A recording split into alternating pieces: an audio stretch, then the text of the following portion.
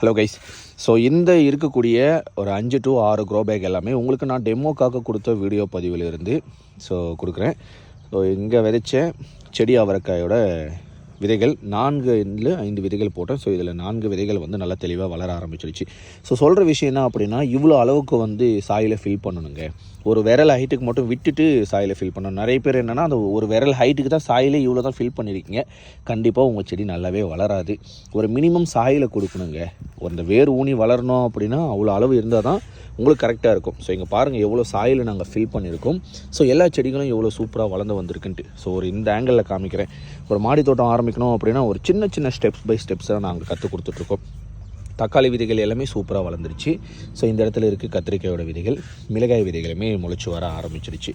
So இது plus இந்த பொரியல் காராமணி ஒரு வீடியோ கொடுத்துருந்தேன், நல்லா வந்துருச்சு. இது சின்னதாக இருக்கும்போது பூச்சி வந்துருச்சு, பட் எந்த பிரச்சனையும் இல்லை, செடி வளர்ந்துச்சுன்னா நல்லா இருக்குங்க. ஸோ கிளஸ்டர் பீன்னு சொல்லக்கூடிய கொத்தவரங்காயோட விதைகள், ஸோ இதுவுமே நல்ல கண்டிஷனுக்கு வந்துருச்சு. இப்போ ரீசெண்டாக ஒரு 4-5 நாளைக்கு முன்னாடி கீரை விதைகளை விதைக்கிறதுக்கான வீடியோ பதிவை போட்டிருந்தேன். ஸோ இந்த போண்டா கீரையை சின்னதாக வளர ஆரம்பிச்சிருச்சு. சிறுகீரையுமே இங்கே முளைச்சி வந்திருக்கு பாருங்கள். பாலக்கீரை இதுதான் இருக்கிறதுலே ஒரு சூப்பரான கண்டிஷனில் இருக்குது. ஸோ நாங்கள் என்ன சொல்கிறோமோ அதை மட்டும் ஃபாலோ பண்ணுங்கள். உங்களுக்கு டவுட் இருந்ததுன்னா கண்டிப்பாக ஒரு மெசேஜ் பண்ணுங்கள். மெசேஜ் குரூப்பில் போட்டிங்க அப்படின்னா நாங்கள் கண்டிப்பாக ரிப்ளை பண்ணுவோம். கோகோ பீட்டோ இல்லை சாயிலோ ஏதாச்சும் ஒன்று அதிகமாக கொடுத்துட்டு தண்ணி அதிகமாக கொடுத்திங்கன்னா கண்டிப்பாக வளராது. ஸோ ஓகே, மிஸ்டேக் நடந்துருச்சு. திரும்பியும் சாயில் மிக்ஸிங்கை ரெடி பண்ணுங்கள், திரும்பியும் க்ரோ பண்ணுங்கள். ஒரு டைம் உங்களுக்கு எக்ஸ்பீரியன்ஸ் வந்துருச்சு அப்படின்னா கண்டிப்பாக அடுத்த டைம்லேருந்து மாடி தோட்டத்தை உங்களால் சக்ஸஸ்ஃபுல்லாக பண்ண முடியுங்க.